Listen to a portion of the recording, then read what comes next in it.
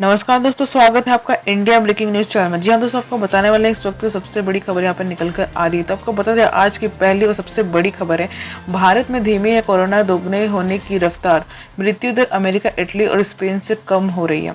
तो आपको बता दें, भारत में कोरोना संक्रमण का मामला 33,000 के आंकड़े को पार कर चुका है, लेकिन संक्रमण के दोगुने होने की रफ्तार अमेरिका, इटली, स्पेन और ब्रिटेन जैसे अन्य देशों के मुकाबले कम हो चुकी है। मृत्यु दर के मामले में भी भारत की स्थिति अन्य देशों से बेहतर है। तो आपको बता दें, स्वास्थ्य मंत्रालय और वार्डोमीटर के डेटा को मुताबिक भारत में कोरोना संक्रमण का मामला 500 से 1000 पहुंचने में 5 दिन का वक्त लगा, जबकि 2000 पहुंचने में पूरे 4 दिन का समय लग गया। जबकि इटली में संक्रमण का मामला महज 3 दिन में 4000 से 8000 पहुंच गया है और महज 10 दिन में इटली में कोरोना संक्रमितों की संख्या 32,000 के आंकड़े को पार कर चुका है। तो बढ़ते हैं आज की दूसरी खबर की तरफ। आपको बता दें, पंजाब, बिहार और तेलंगाना की केंद्र सरकार ने मांग, प्रवासी मजदूर के लिए चलवाए विशेष ट्रेन। सबको बता दें, पंजाब के मुख्यमंत्री कैप्टन अमरिंदर सिंह ने गुरुवार को सभी डिप्टी कमिश्नर को निर्देश दिया कि वो लॉकडाउन के चलते राज्य में फंसे प्रवासी मजदूरों की राज्यवार जानकारी तैयार करें। इसके साथ ही उन्होंने प्रधानमंत्री नरेंद्र मोदी जी से प्रवासी मजदूर को उनके घर तक पहुंचाने के लिए विशेष ट्रेन चलाने का अनुरोध किया।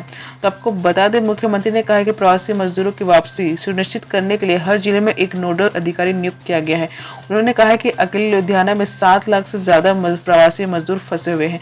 वहीं पूरे पंजाब में इनकी संख्या 10 लाख से भी ज्यादा है। वहीं तेलंगाना में मंत्री टी श्रीनिवास यादव ने गुरुवार को मांग की है कि प्रवासी मजदूरों को मुफ्त में उनके घर तक राज्यों तक पहुंचाने के लिए केंद्र सरकार को विशेष ट्रेन चलानी होगी।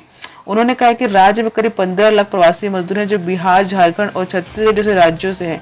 एक आधिकारिक बयान में उन्होंने कहा है कि अगर वह बस से यात्रा करेंगे तो उन्हें अपने घर तक पहुंचने में 3 से 5 दिन लग जाएंगे।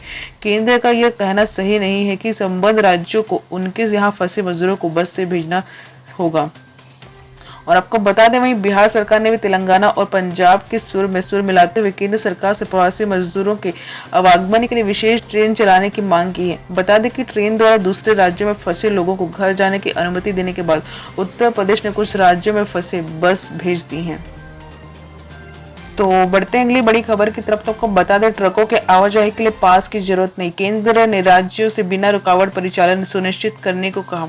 तो आपको बता दें, केंद्रीय गृह मंत्री ने गुरुवार को साफ किया कि सामान की आपूर्ति में लगे ट्रकों की अंतर्राज्यीय आवाजाही के लिए अलग से किसी के पास की अनुमति की कोई आवश्यकता नहीं। मंत्रालय ने कहा कि ऐसे ट्रकों का लाइसेंस ही काफी है। आपको बता दें, राज्य और केंद्र शासित प्रदेशों को ट्रक के बिना रुकावट आवाजाही सुनिश्चित करने की बात करते हुए केंद्र के सचिव अजय भल्ला ने कहा है कि सुनिश्चित कि देश के विभिन्न हिस्सों में राज्यों की सीमाओं पर ट्रक को आवाजाही में परेशानी आ रही है। स्वास्थ्य अधिकारी अलग से पास की मांग कर रहे हैं। भल्ला ने राज्यों से कहा कि सभी ट्रकों और अन्य सामान ले जाने वाले वाहनों के साथ वैध लाइसेंस धारी 2 चालकों और 1 सहायक को बिना रुकावट आवाजाही की अनुमति दी जाएगी। उन्होंने कहा है कि गृह मंत्रालय के दिशा निर्देशों के मुताबिक खाली अथवा भरे ट्रकों समेत और सामान ले जाने वाले वाहनों अलग से किसी के पास की जरूरत की नहीं है जरूरत। तो बढ़ते हैं अगली बड़ी खबर की तरफ। तो आपको बता दें, चौथी तिमाही में जियो ने मचाया धमाल। आपको बता दें, 177% का हुआ मुनाफा। तो आपको बता दें, रिलायंस इंडस्ट्रीज के फायदे में वित्त वर्ष 2019 और 20 की चौथी तिमाही में भले ही भारी गिरावट आई हो, लेकिन जियो के लिए आखिरी तिमाही बेहतरीन रहा। वित्त वर्ष 2019 और 20 की चौथी तिमाही में जियो का शुद्ध लाभ यानी नेट प्रॉफिट 177% से बढ़कर 2331 करोड़ रुपए तक पहुंच चुका है। तो बता दें, जियो से कुछ फायदे का अंदाजा इस बात से लगाया जा सकता है कि पिछले वित्त वर्ष की चौथी तिमाही में कंपनी को 800 करोड़ रुपए का शुद्ध लाभ हुआ था। तो आपको बता दें, रिलायंस इंडस्ट्री लिमिटेड के चेयरमैन और प्रबंध निदेशक मुकेश अंबानी ने कहा, हमें खुशी है कि हमने इन कठिन समय में अपने ग्राहकों के लिए कनेक्टिविटी और कामकाज का आसान बना दिया।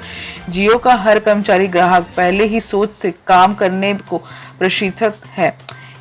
इससे ग्राहकों का भरपूर आशीर्वाद हमें मिल रहा है। हम अब लगभग 40 करोड़ भारतीयों की सेवा कर रहे हैं। उन्होंने आगे कहा कि जियो भारत में डिजिटल क्रांति का नेतृत्व कर रहा है।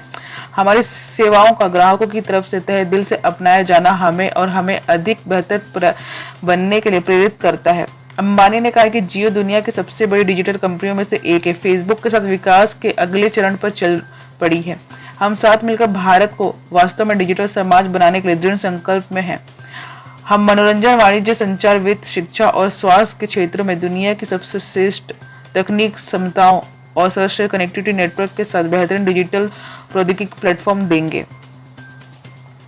तो बढ़ते हैं अगली बड़ी खबर की तरफ। को बता दें कामगारों की सीएम योगी की भावुक अपील, सब्र करें हम आपको घर पहुंचाएंगे। तो आपको बता दें लॉकडाउन के कारण दूसरे राज्यों में फंसे उत्तर प्रदेश के कामगारों और मजदूरों से मुख्यमंत्री योगी आदित्यनाथ ने भावुक अपील की है। उन्होंने कहा है कि श्रमिकों से गुरुवार को कहा है कि वे सब्र रखें, सरकार उन्हें उनके घर तक पहुंचाने की विस्तृत कार्य योजना की तैयारी कर रही है। तो आपको बता दें उत्तर प्रदेश की सरकार में एक प्रवक्ता ने बताया कि मुख्यमंत्री ने कोरोना वायरस महामारी के मद्देनजर गठित टीम 11 के अधिकारी के साथ समीक्षा बैठक के दौरान सभी राज्यों में फंसे उत्तर प्रदेश के कामगारों और श्रमिकों से भावुक अपील की है।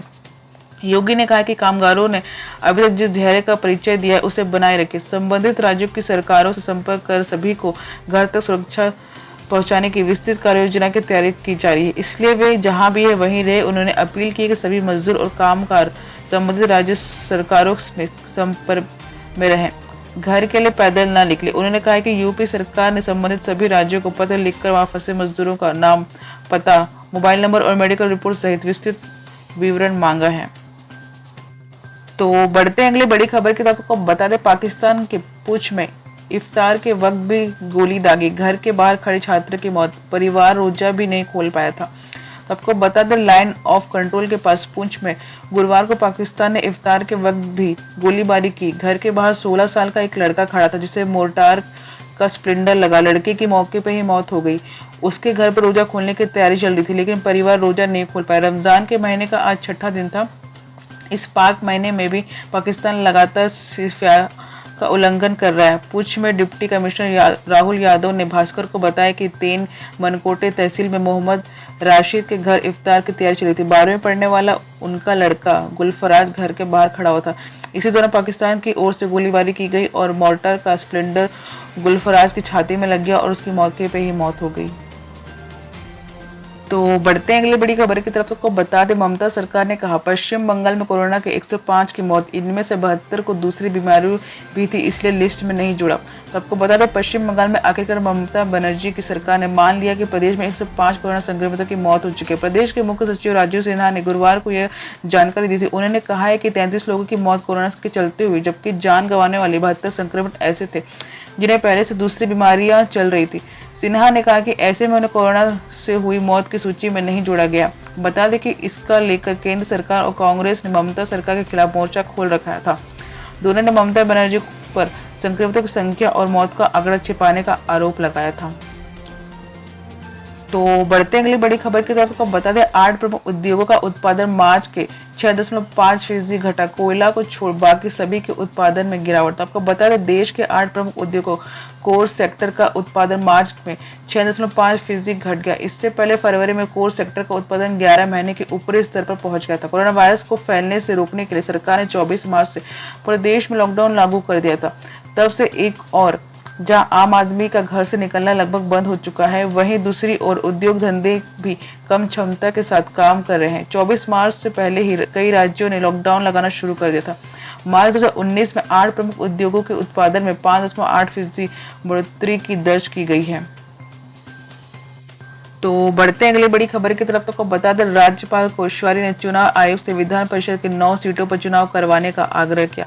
तो आपको बता दें महाराष्ट्र के राज्यपाल भगत सिंह कोश्यारी ने गुरुवार शाम चुनाव आयोग को चिट्ठी लिखकर आग्रह किया कि राज्य विधान परिषद के 9 रिक्त सीटों पर जल्द चुनाव करवाया जाए। ये सीट 24 अप्रैल से खाली है। राज्यपाल का यह फैसला सीएम उद्धव ठाकरे को बड़ी राहत दे सकता है क्योंकि वे विधानसभा या विधान परिषद में से किसी के सदस्य नहीं है और 27 मई तक उनका किसी एक सदन का सदस्य होना जरूरी है। तो आपको बता दें 28 मई तक उद्धव ठाकरे विधानसभा या परिषद के सदस्य नहीं बने तो उन्हें पद से हटना होगा।